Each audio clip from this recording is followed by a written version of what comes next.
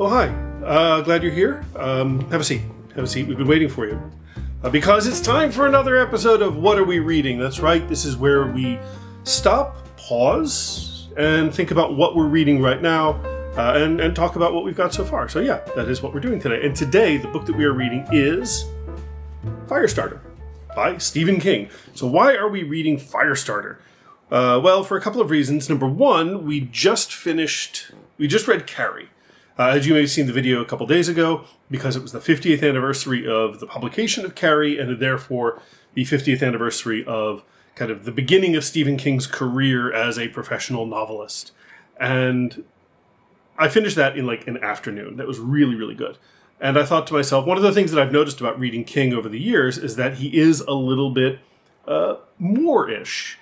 No, he does not hail from North Africa. He did not invade Spain in the early parts of the second millennium. Moorish in the British sense, which I learned from some of my colleagues here, which means I would like more of it, right? Like potato chips or really good cookies. You just want more of that thing. And so I thought, well, let's read another Stephen King, and why not read another Stephen King kind of in the same vein, another sort of girl with horrifying powers story. And that brings us, of course, to Firestarter. Now, Firestarter, we also watched the movie, by the way. Watched the movie the other night. It wasn't that bad. I can understand why some people did not like it. This is the more recent one, not the Drew Barrymore one. It was okay. It was fine. But anyway, what am I enjoying about this book? Well, of course, number one, it is classic King. It is very suspenseful, as it is. The characters are really well drawn. The pace is very, very good. And he does something kind of like he did with Carrie, in that he's able to switch times and point of view. So the book begins with maybe our actual protagonist, this guy Andy McGee, who is trying to get himself and his daughter away, right? Out of New York City to begin with, but away from these sort of federal agents, these people called the Shop, who are hunting them down. At the beginning of the book, we don't really know why. We can probably guess from the title of the book, but that's not the point. He and his young daughter are trying to escape from these agents of the Shop, who are sort of like a clandestine organization in the U.S. government who do, of course, nasty things, because that's what clandestine government agencies do. And we soon discover that Andy has a special power, right? He can push people with his mind. He can influence them to do things. He convinces a New York cabbie to drive him up to Albany, which is a several hours drive. And he hands him a $1 bill, but he makes the cabbie think it's a $500 bill. And so, yeah, he and his daughter are desperately trying to get out of New York City. We don't really know the basics of why, but much of, at least the first half of this book, is Andy and his daughter Charlie trying to escape from agents of the Shop. Interlaced within that are these kind of flashbacks. We find out that Andy and his wife when they were in college, they volunteered to try this new sort of psychoactive chemical substance called Lot 6. That was an experiment, apparently, in psychoactive powers and telepathy, telekinesis, all that good stuff, which the U.S. government did actually dabble in. But the operation was considered generally a failure until they found out that Andy and his wife had a daughter. So, yeah, King is jumping back and forth in time with this. And each time he jumps to the past, he reveals something new to us, which then kind of casts the present in a new light, which is it's a great storytelling technique. It works very, very well. And all throughout this, we know that the family, Andy and Charlie, are being chased by these agents of the Shop. And of course, the big question is, will they get away? And of course, the big answer is, of course they won't. This is a clandestine evil government organization. Of course they won't. We know that. And that's about where I am in the book right now. They have, in fact, been captured. Right? Their grand plans, everything they tried was for naught.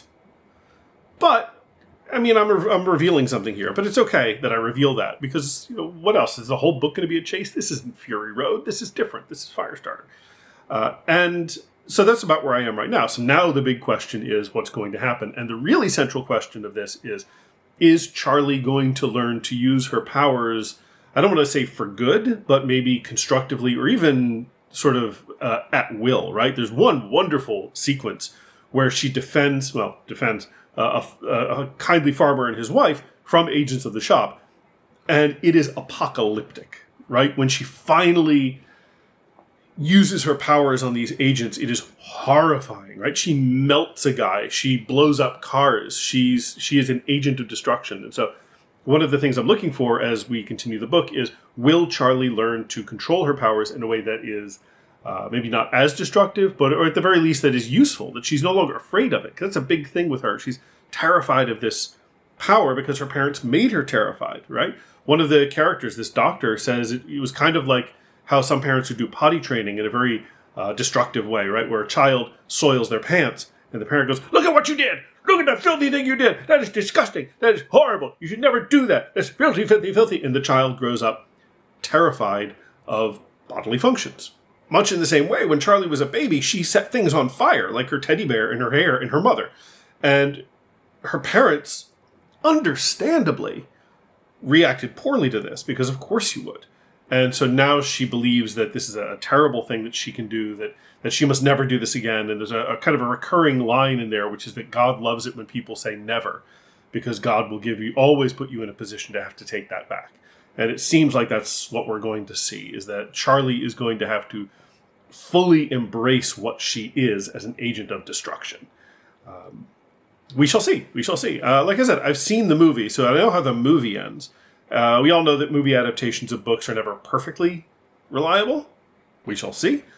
I'm interested to see what happens to her father. It looks like her father might not survive this. Andy might not survive this. He's apparently every time he pushes somebody, just like blood vessels in his brain burst, and it's very, very dangerous for him and really, really bad. So I suspect he's not going to see the end of this novel. Charlie, on the other hand, doesn't seem to have that problem. She is able to just blow stuff up and be perfectly happy with it. And of course, all through this, I'm looking at comparisons with Carrie, right? Carrie and this are very different novels, despite the fact that they have, at their heart, a young girl with wildly destructive and difficult to control and predict powers, right? Carrie was this high school outcast who had no idea what her situation was. She had no one she could depend on at all. No friends, no teachers, no parents that she could depend on. Charlie is cared for. She kind of understands what the natures of her power are. She understands what it can do. And unlike Carrie, Charlie is not as hateful as Carrie is. Charlie's afraid, absolutely. And she loves her father, most definitely. She's not hateful the way that Carrie is. So I said at the end of the Carrie video that Carrie is largely a novel about hate. Firestarter, I don't think, is about that. I think it's definitely about things like, government overreach and government control and all that stuff. But I do kind of wonder, now that, in the age of, in the 2020s, in the age of fan fiction, although to be fair, fan fiction has existed forever. Please see Bible. But in the age of fan fiction, I do kind of wonder what would happen if we could get Charlie and Carrie together. They would be an interesting duo. And I don't really know what that would look like. Mr. King, if you're watching this, and of course you are, why wouldn't you be? Why don't you let me know what you think? I mean, you're the creators of these characters. What do you think, Charlie and Carrie? I don't think they would get along at all well. I think Charlie is significantly younger than Carrie. So Carrie doesn't like anybody. So I don't think Carrie would like Charlie. And I think maybe Charlie would be a bit disdainful of Carrie, that Carrie can use her powers maybe at will, but for such destructive means, which Charlie knows is not right.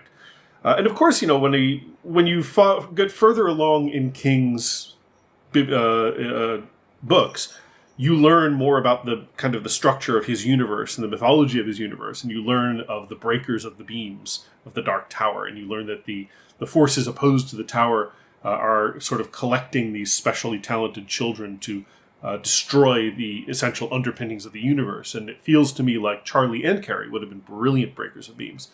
But we shall see. So I'm excited to finish the book. Probably won't take too much longer because, like I said, I think I'm sort of in the close to the home stretch. My Kindle says I am about 55%. So not the home stretch yet, but we shall see. But I'm looking forward to it. If you have read Firestarter and you have some thoughts about it, please let me know. I'd be happy to talk. And, of course, after I'm done with the book, I'll do a sort of more thorough review video in the context of the whole thing. So thank you very much for listening. I appreciate it. I'm going to get back to my book now. Have a good one.